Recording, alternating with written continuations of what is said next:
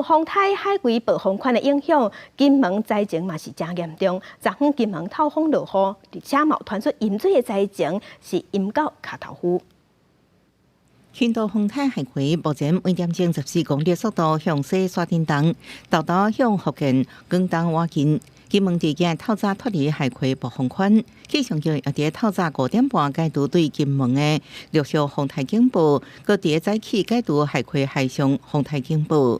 虽然台风远离减弱了，但是台湾仍然是在低压带的范围内，天气环境依然相当不稳定，要特别留意午后大雷雨的状况。整体来说，要到周末期间，整个水汽才会比较明显的减少。堤岸全部拢铺伫水面，受海葵风台影响，测试金门全岛较低所在拢浸伫水内。金城后风港一经表示，水淹到卡达湖，民众是真无奈。今天虽然雨势不大，但是持续下了很久哦，一些路面的水哦都集中在低洼地区哦，那本来排水沟就不大了，所以造成淹水。南坎瓜土水一直不出来，规路边正做好，部分路树也互强风吹倒。相关单位紧急出动怪手支援，金城停车场的清灰啊，要互大水浸甲放弃。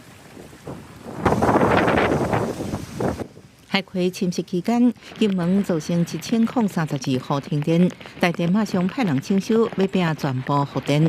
即马金门脱离暴风圈范围，当地民众总算能好好开始整理厝内底。记者综合报道。